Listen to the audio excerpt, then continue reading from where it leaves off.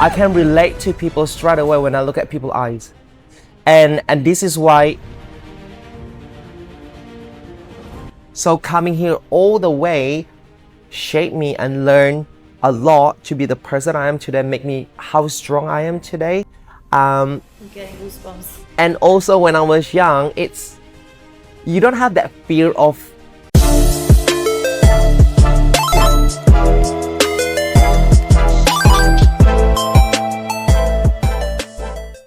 Welcome to a new episode of Business Meets Life, and we're here at Anytime Fitness in Neutral Bay, Sydney, Australia, with one of my favorite coaches, Coach Shandra. Thank you so much for agreeing to be on our podcast. How are you after a couple of gym sessions already this morning?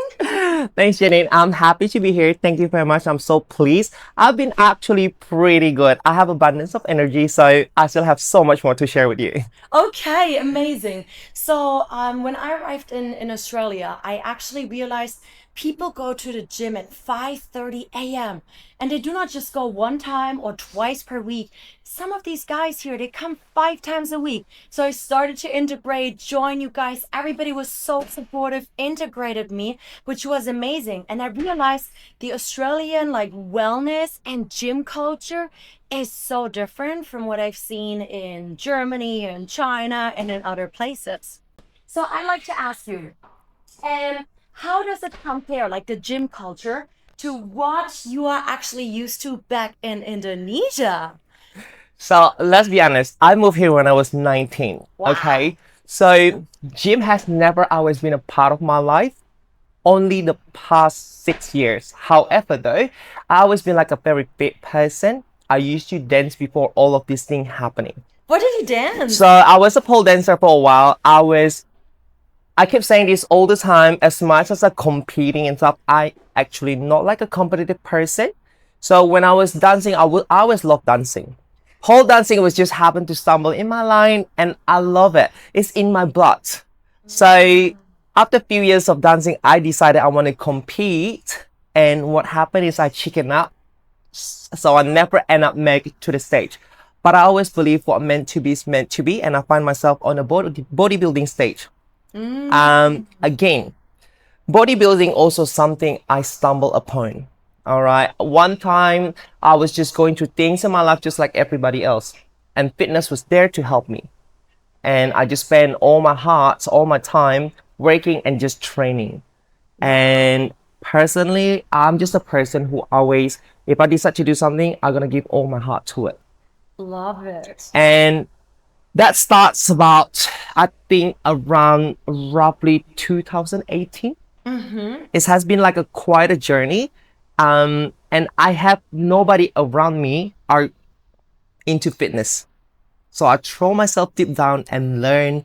I was training so hard, just like everybody else. I start with 7 days, twice per day. And it is a way to go. After so many years, I learned not necessarily. Not necessarily for sure.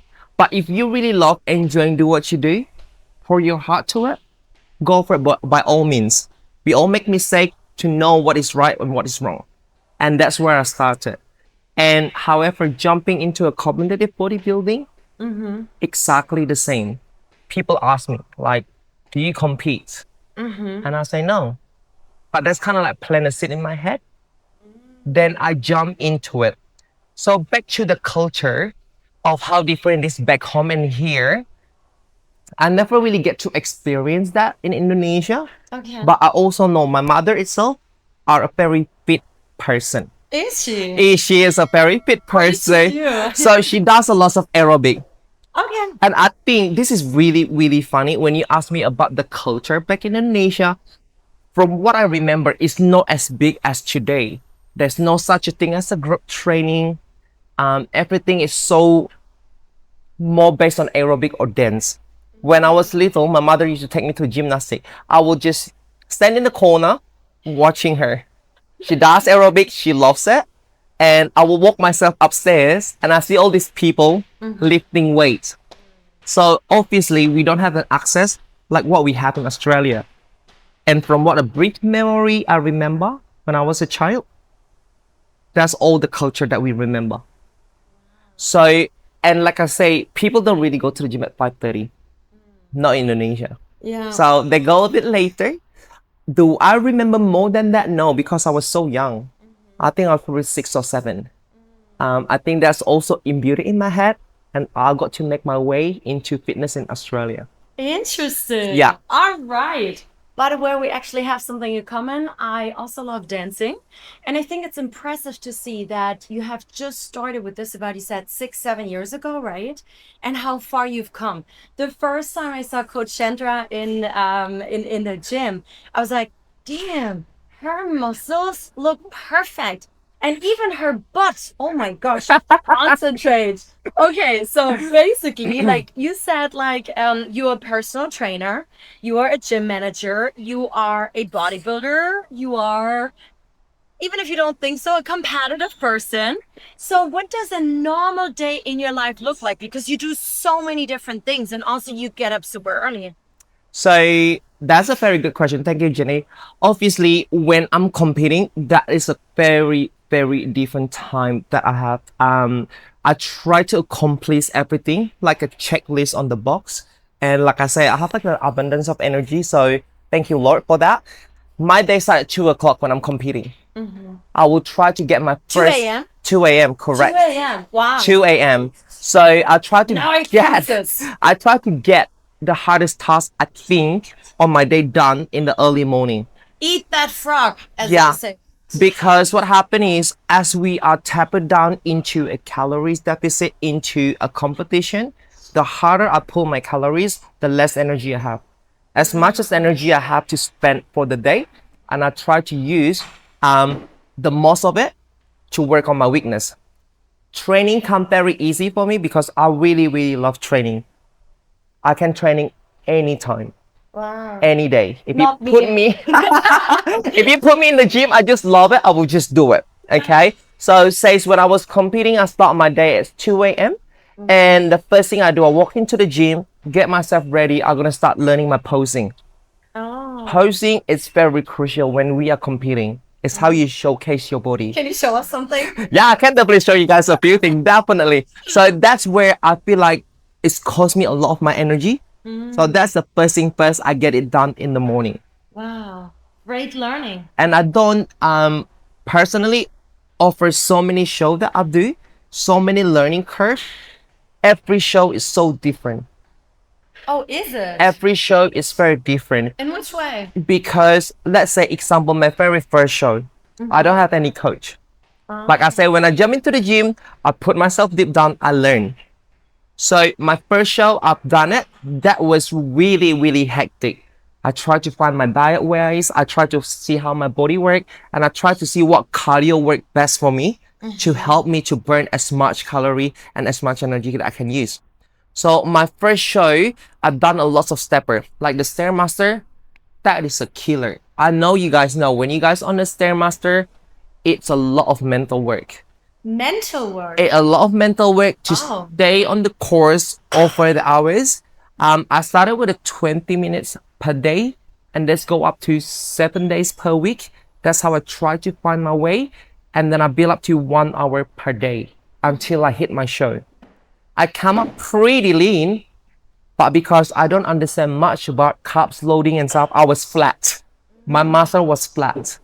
So over the year, and I start competing, and I start investing in a coach, and every coach have a different approach. Yeah.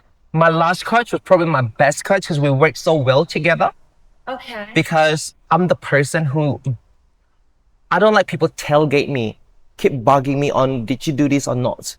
If I invested in Janine because I trust Janine, and I just get the work done, and we got the result. You won't question it? You I just won't do what question. your coach I just tells you? do it because I invested in this person. I choose this person, and I trust this person. Yeah. And over the year, I got to learn that you don't have to go so extreme to achieve a result as well. Understand your body. Everyone's body is so different. Interesting. No one set thing work for everyone. Okay, so here I have a question. I think this is a prejudice from people like me who might not know about bodybuilding that much. I just know 2, 3 friends who used to do it back in the days. I think you would normally take a lot of supplements, and I've seen a couple of your videos as well on social media, which, by the way, I really love. And also I think the prejudice is that people would take like testosterone, so they start to like look a bit different, and like they take a lot of like supplements that are probably not even like healthy, so that they can win those competitions. Although I guess it's probably forbidden. I don't know. So in that case, this is like for everybody, not just people competing that I know. People take a lots of different supplement to help them with their training. Obviously, by all means, whatever they do, in saying that does not guarantee you to win. Yeah. No, it's also invested in lots of work. My experience from my own kind of training, I gave up a lot. This is the byproduct that people see. The top part of it when I'm coming out, that's what people see. Yeah. What did you have to give up to become like that? What people didn't get to see is the diets that I put in. Every morning I'm waking up. And when people are going out partying and stuff, I saw them on Instagram. What I do, I'm on my bed, get ready to sleep to get my 8 hours. So I can give my 100% or 110% for my next day. All of those I gave up. A lot of friends I sort of used to hang out, I don't hang out with them no more, because I'm so focused on my lane. And I don't want to drag people with me as well. I can't be selfish. I know if you have like a good partner who understands what is the journey like, it's beautiful for sure. But otherwise, this journey has always been you versus you. And that's all the thing that I gave up. Relationship, a lot of friendship that fall apart because I try to get better with myself, and I sort of not removing, but I'm growing into the person I'm meant to be today. But don't you also like attract new people who are on this growth and have similar goals? Yes, I actually do. But however, if we actually aware and present enough, a lot of people also live in their own head. In saying that, say, if I walk into the gym, everybody is on the headset. Says, example, if I walk into the gym, I was destined to meet Janine, but she was doing her thing with her headset. The connection was meant to happen. It's not happening because we are so caught up with ourselves. I see. Does that make sense? Interesting. And back into training and stuff, yeah, lots of people take gear to help them, the steroid and stuff. Not just people competing these days, a lot of people who are not competing. I see this a lot in China, actually. There are a lot of people who are not competing are taking gear and stuff. I have people ask me, right, should I take this? I say, what's the purpose? Why are you doing it? If you're not competing, where each federation have like a different set standards. We have like a natural bodybuilding, which is you'll be tested. We have the federation who are not declaring anything. Okay, it's very competitive up there. But is that the only way to become a winner? No. Yeah. No. So what does the second half of your day look like? So the second half of my day will be when I finish work, then I will get my step in. Then I will start my training. It depends if I have a client later. And with work, you mean managing the gym, right? When I was managing the gym, correct. So I was managing the gym. It was a beautiful community that the person that I work under built. And I love these people.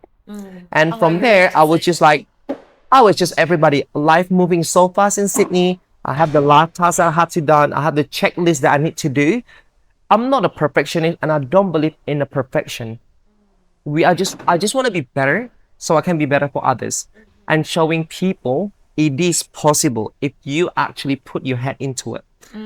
So I get my training done, and I will try to finish up my posting again. I take myself and we check. And I don't really follow people. I was just like, I always say, if you want to shine, you have to always be yourself. And fortunately, the federation that I competed allow me to do that. How I present myself on the stage, how I step each of my posts is no set post.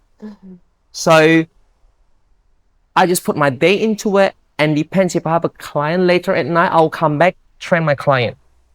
And then I'll quickly go home, make my dinner, and then get ready, wind it down, sleep, and get ready for my next day. So what time do you go to bed then? Because you mentioned like you want to sleep 8 hours. I used to always say I'm like a vampire. What happened is because 6 o'clock, I'll be go to bed. 6 p.m. In summer, it's even worse. 5:30, when everything's so bright, already on my bed. People say, how can you sleep? Because this is what I always believe to myself. If you want to sleep well at night, try to do the right thing. It will help you sleep better at night. That's what I always say. And I got to sleep there. I wouldn't say necessarily 8 hours because I do wake up a lot during the night. Most of the time, I just go to the toilet and stuff. But I can sleep anywhere. Thank you, Lord. I think maybe because I'm tired myself that much, my physically are kind of wear out. My spirits want to do more. That's what I love about you. You're always smiling, always full of energy, so positive, and you have a very good aura. Do you have any bad habits? Do you have cheat dates? I mean, when I just saw you, I just gave you some sweets from China. Like, I think we all have like a little bit bad habit.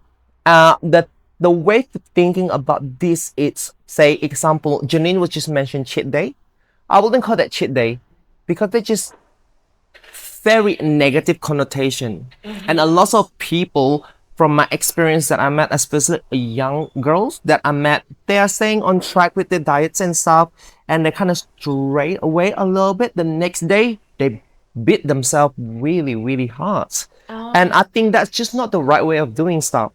Example for me, at the moment, I always try to stay on course to eat exactly the same food because I love my training. Previously, I speak to Janine that how to break your bad habit. You're gonna love yourself and also the thing you do more than you love the bad habit. And that's how you break the cycle. Yeah, that's how you break the cycle. And how I speak to myself, it's impact you because your body listen to it. And I don't say cheat day, nah. So basically, I will eat whatever I need to eat during the day, get my calorie count in. I'm not very strict when I'm not competing, but I like to know how much protein intake I consume every day because I need to build my muscle. When I break my muscle in the training ground, I need a protein to rebuild it as a fuel. Okay? So, and if I eat my whatever I want to eat at that day, I don't feel bad about it because I know I'll be back on track. I think the feeling bad for the things that you do, that's what bring you down. And I'm Indonesian, I'm Chinese Indonesian, I love my Chinese Indonesian food. Saturday, Sunday, I treat myself. Whatever my heart desire, I will just go take myself out and just eat that beautiful food. And because also, the other thing, I'm growing up in Indonesia, says alcohol and stuff is not really big where I come from. So I never really have that habit. Drinking alcohol, smoking, it's not really in my blood because I saw my father smoking when I was young, and I asked him, "What is this?" And then until now, it's just never in my blood. So the other bad habit are probably overthinking. Overthinking. Oh, I know this. Welcome to my life. Overthinking, but I also believe overthinking means you overlove. So it's a good thing. But one thing I learned about overthinking is feel it, think through it, but then don't let it get on top of you. Yeah, that's easier said than done. Right? It's easier said than done, but like there's a lots of work that we have to put in. Yeah. And to be like, say, I'm not a complete person, but I have to invest it a lot in myself. Yeah. To be around those people. Like these women are amazing. My next show is going to be against all the winners from everywhere if they're competing in that stage. Wow. So this year, I just want to grow. Thank you. Congratulations. Thank you. What would be some advice for any woman out there?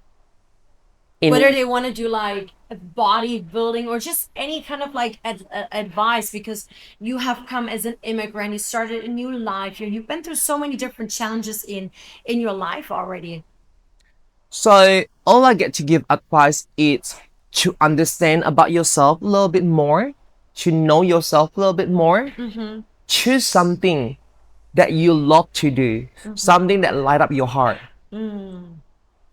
Because I lift weight, I'm not saying you have to lift weights. Do what makes your heart feels, and do it with all your heart. And that's how you stay on course, and that's how your souls are light up. And I always feel your heart, literally, whenever I've seen you. Now, is there something that you have not shared with your clients or here the gym community or online yet, something that you can share with us, a little secret or I don't know, something that nobody really knows about you, about Coach Shandra?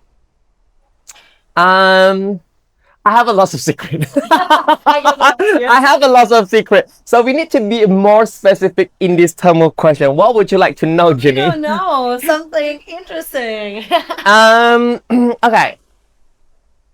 Okay, this is a really good one actually. I felt people emotion a lot more than actually shows. I can relate to people straight away when I look at people's eyes. And this is why one thing that I learned as a personal trainer itself, you're gonna be very mindful because you're gonna pick up that emotion very easily. And you can take that home with you and it can bring you down. And this is why one thing that I always learn, like my training, I don't really follow what people normally do. My training is for my mental strength as well. So I have to be like strong headed. Example, the person walking in, I look at them in the eyes. If out of nowhere I will ever come to you randomly, ask you, how are you doing? I already know. And I try to be careful not to take that on me. So I probably come across as quite cold from time to time as well. It's because I try to not felt too much. Correct, because it's easier to say than done. Oh, I know, yeah. I So remember you're an empath, right? I'm an empath. Like I remember I was having a chat like a potential client, a very beautiful, soft-hearted woman. And when I go back upstairs to my office and sit there, I'm almost boiling my eyes out. And I was like, what is happening? And then I slowly learn about myself. And this is why when I say when it comes to my training, mental strength training is what I do. It's just like your muscle. You're just gonna keep pushing yourself. When your body about to give up, I was like, how much more can I go for this? And I'll try to take myself there. And I realize that I get stronger and stronger. Wow. And over the course of the time, I have met so many different people. I remember I met this older lady. She was a psychologist. And I asked her, how are you not taking people emotion? Oh, yeah. She was teaching me there was this pathway in our body. I can't remember what the name was. She said you need to learn how to use it. You need to learn how to block it. So you don't take on people. You can sort of feel them, but don't let it be on your energy field that much. So, and this is why, fortunately, as you say previously, I think my positivity is also the other end of the spectrum of a normal person. Yeah. I think the journey that I'm going through, coming here alone, have no support from my parents, Yeah. learning every curve in this life, every challenge that throw at me on my own, that's kind of teach me how to alter your mind, meaning like how you think differently. Yeah. It's easier said than done, but practice make it better. And as you just mentioned, like you were basically born in like West Borneo and you came to Australia at age of 19 all by yourself. And I mean, this is a huge transition. The culture is very different. You have some Chinese roots as well, right? What were like the biggest cultural or emotional shifts that you experienced when integrating into Australia? And maybe was there one specific one that shifted you the most of who you have become?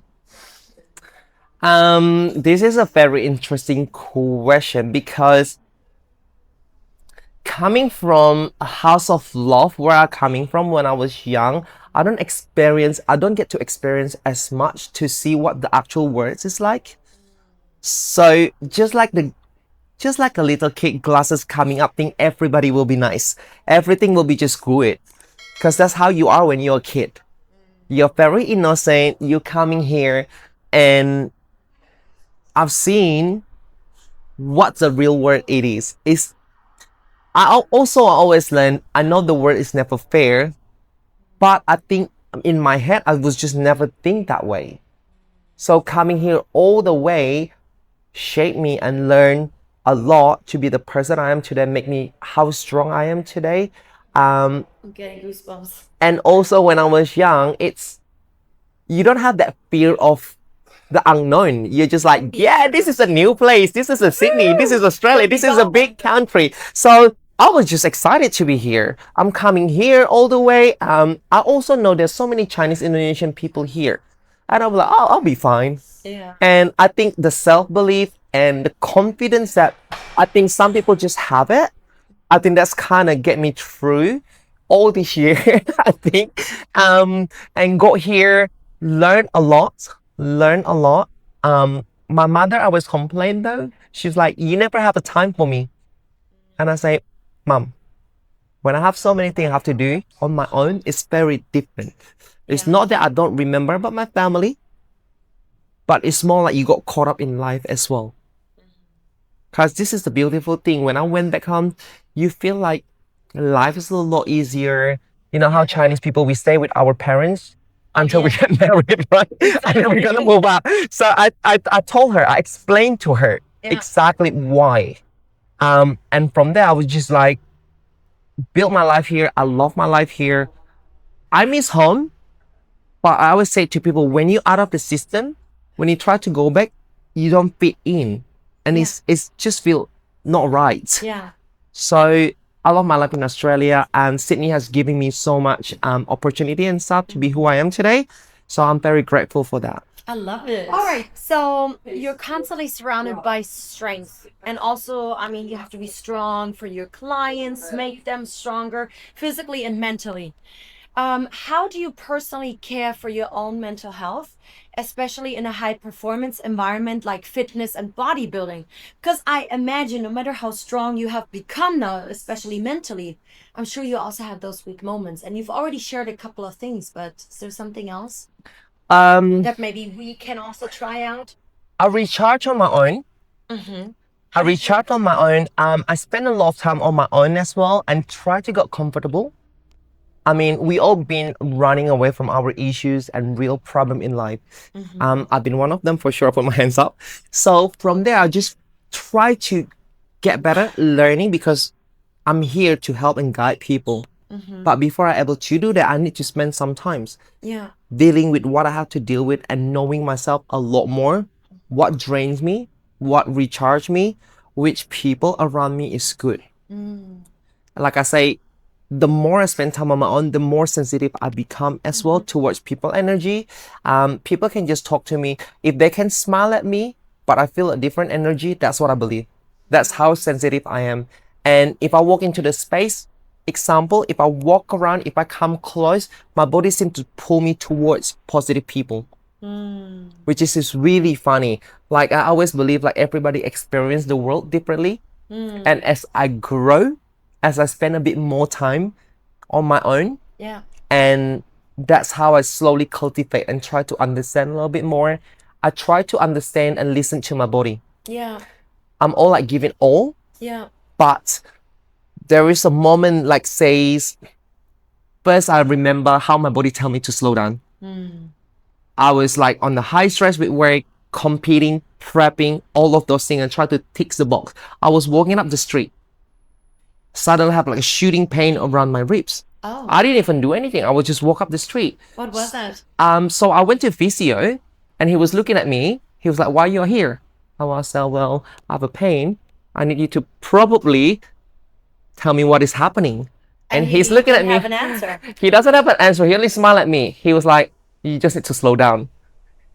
You just need to rest. And I was like, I didn't even do any movement that for me to cause me that pain.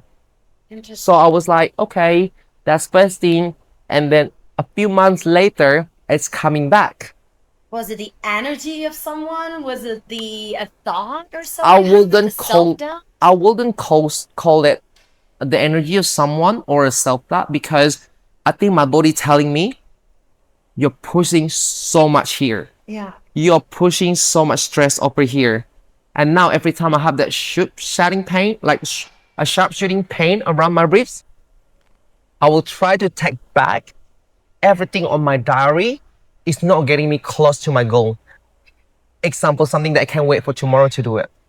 That's a really great awareness. And to be honest now, having spent a couple of weeks here in Australia, it's one of those things I was able to practice a bit as well. from China, working 7 days a week, non-stop and crazy hours, always being reachable. Now being a bit less on like your WeChat, being less like bit more on the beach in nature, resting a little bit more self-love, more self-awareness. I've been very grateful for this in a couple of the last couple of weeks, and that I started to learn this and practice that even more. As you are also like a leader for a gym, and what have been some of your biggest lessons you've learned, like as a businesswoman, not just like as a competitor and for your own life? You can't make everyone happy. Oh yeah. And not one set thing is set for everyone. You're gonna learn everyone is very different. Everybody's so unique. So you have to try.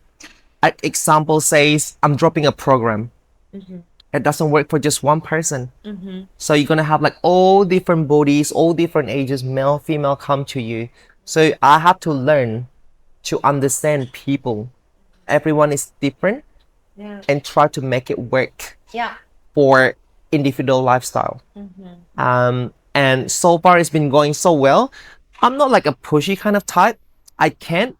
But because one thing I also learned, for a trainer, I need to put myself into doing what I'm doing before I tell my client to do it. Example, diets. Lead by example. Get the personal experience. Got the lead by personal example. experience to know what it truly feel like to have a normal daily life running on a low calories. If I've never done it, I don't know how you feel. I was like, I can get you the results. But is that the right way? Deep down in my heart, no, it's not. And that's what I love. I've always felt how authentic you are as a coach, and I really appreciate you a lot. Okay, so we're wrapping it up. Okay, let me be a little bit selfish. For all the people who are new to exercising, whether it's that group workout that we've been doing here or just going to the gym, just normal people, not competing like you in bodybuilding, what would be your recommendation on the supplements that we should take or the kind of training if we wanted to, for example, build up a little bit of muscles? A real secret Yes, please. is no secret. Damn You just it. have to put in the work. Sleep well, eat well. Just like think about it. If you're going to spend 45 minutes in the gym, would you like just to feel good, but you also get the result? Or would you have the first one?